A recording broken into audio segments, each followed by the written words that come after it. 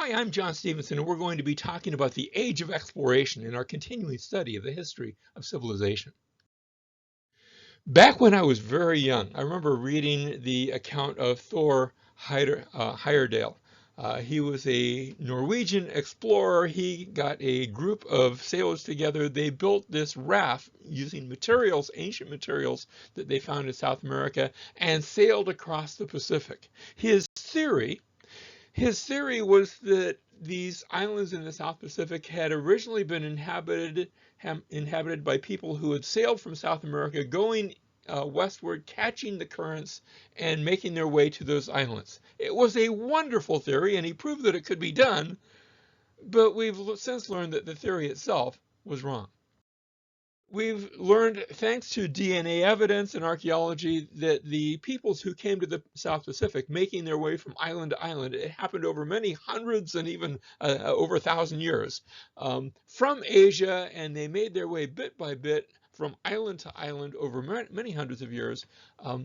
But these islands, by the time we get to the current millennia, between 1000 and 2000 AD, that they're going to be inhabited by peoples that have made that search.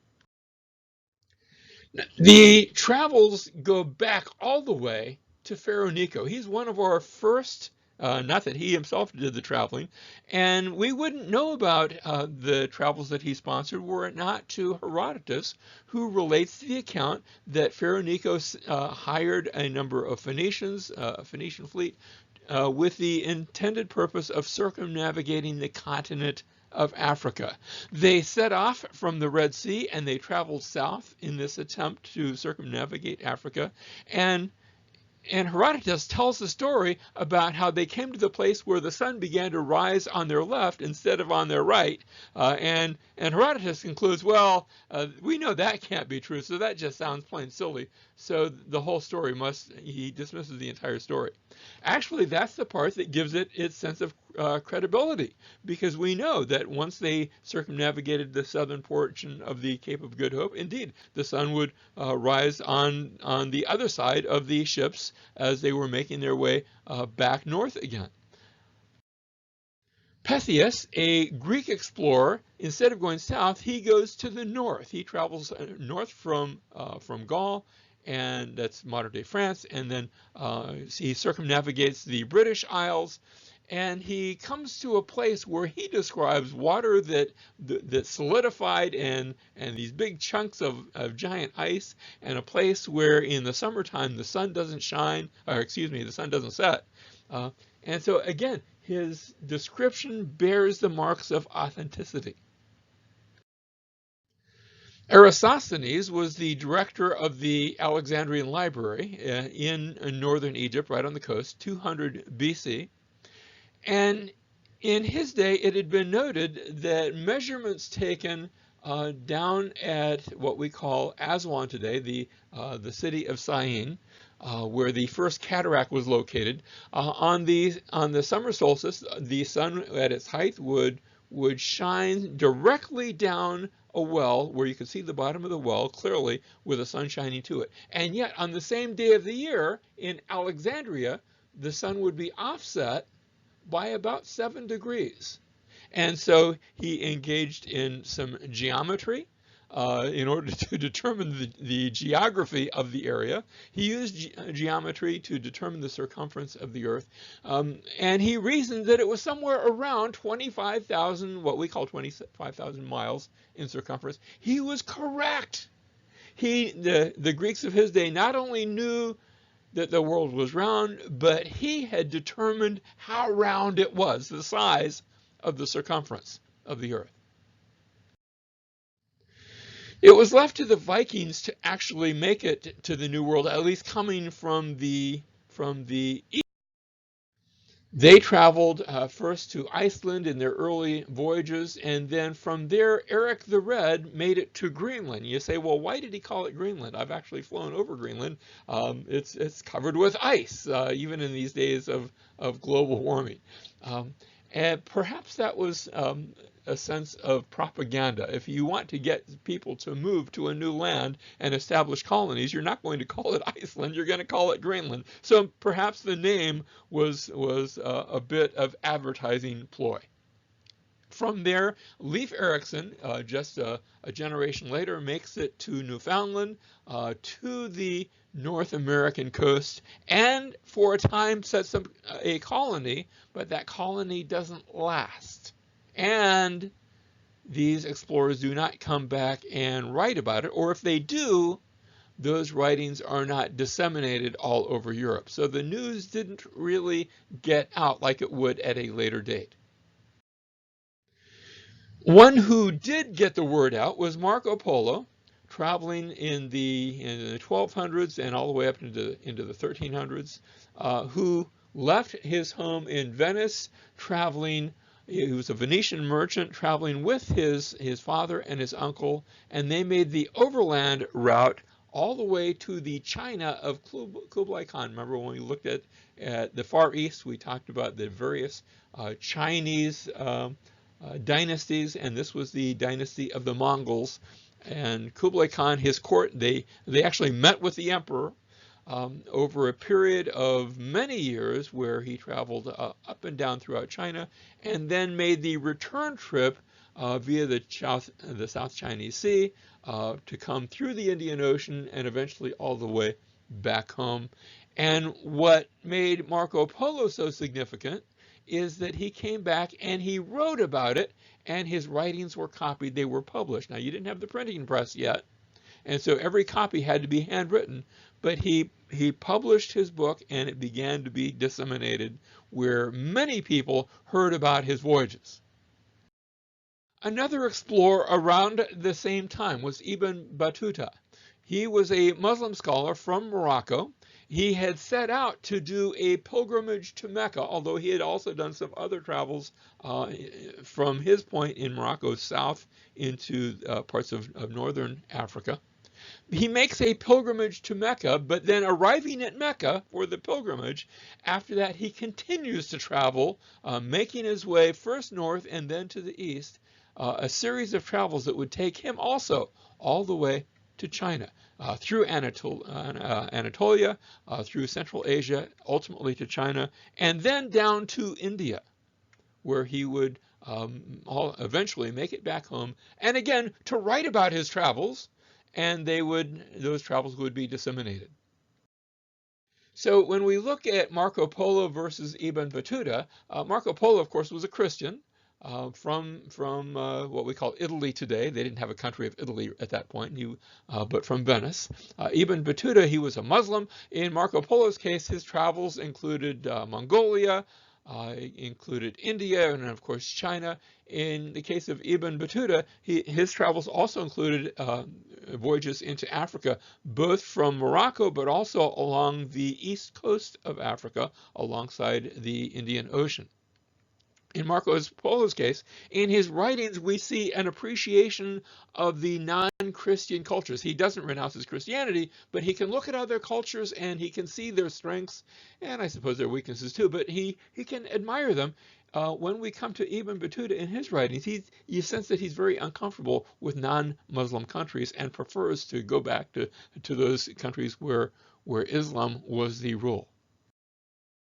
In this map, and this is not my own, I borrowed this from someone else, you can notice in red you have the travels of Marco Polo, in green you have the travels of Ibn Battuta. They both make it to China, but going in vastly different directions in different routes. And so between the two of them, we really get a very nice picture of the world as it was in that day. And the significant thing is that they came home and they wrote about it.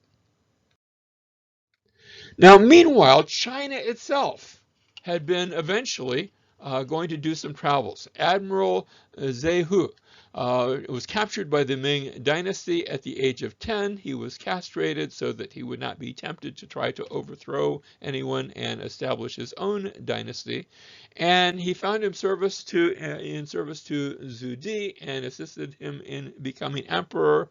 And perhaps as a reward for that, or just perhaps because he was quite an able person to have, he headed a series of naval expeditions of exploration with a fleet of 300 ships and a combined crew of something in the area of 28,000 nautical workers, sailors.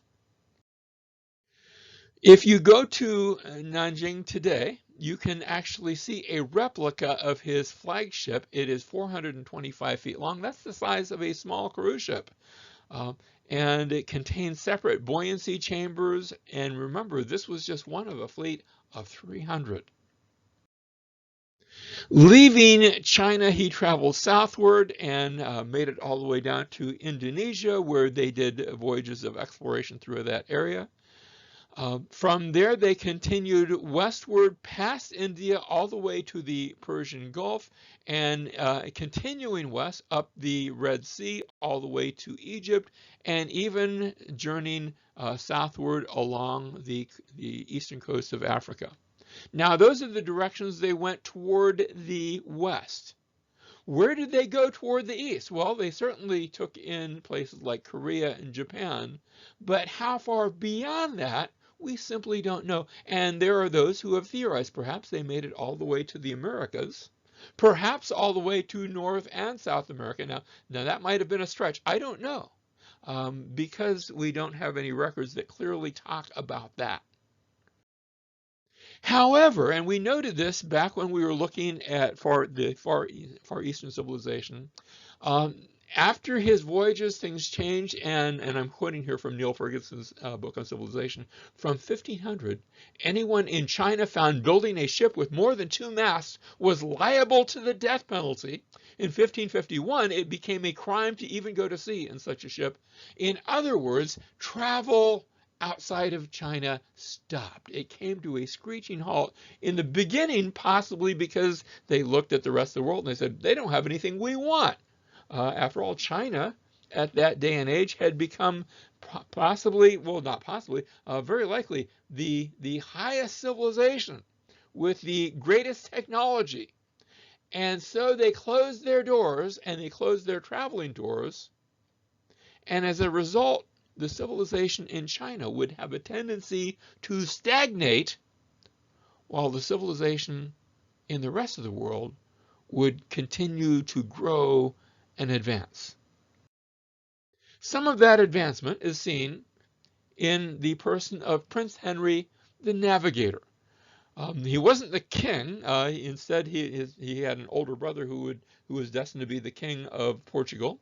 And so instead, he turned his attention to sponsoring voyages of exploration. He was not an explorer himself. He didn't go on those ships, but he sent them out, and his ships discovered the Azores, those islands out in the Atlantic. They sailed along the West African coast, and they were in search of the fabled kingdom of Prester John, supposedly a Christian king who had established this great and glorious kingdom somewhere. And the problem is nobody knew exactly where it was, but they theorized if we could only find the kingdom of Prester John, then we could link up with him and he could help us come and drive out the Muslims, and then we'll all be happy. Of course, we know today there was no kingdom of Prester John. It was all urban legend that had grown, but in his day it was considered fact. Now, what made his voyages so possible was a revolution in ship design. Up to this point, the ships along the Mediterranean had been known as the galleys. Of course, they had both sails, but they also had huge banks of oars. and they could sail up and down and from one end of the Mediterranean to the other, as opposed to a new invention, a much smaller ship known as the Caravel. The galley needed a large crew of oarsmen in case the winds died down. Everybody would get out and row, not just slaves. Sometimes they would have just regular workers. But in any case, you needed a large crew, whereas the Caravel could operate with a much smaller crew, and it could tack into the wind. You see, the galley was very useful for the Mediterranean, but the Caravel was ocean-worthy, and it could be used in the Atlantic Ocean, and that made travel possible. The voyages of Bartholomew Diaz took him all the way down the coast of Africa, all the way to the Cape of Good Hope, where they rounded the southern tip of Africa and now would be able to make their way eventually to seek to find those spices in the east.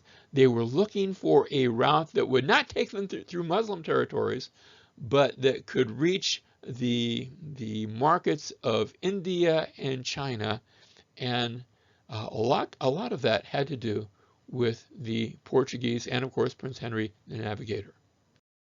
However, it would be left to another voyager, not traveling to the east, but traveling to the west. It would be left to Christopher Columbus to change everything about travel. But we'll look at him next time.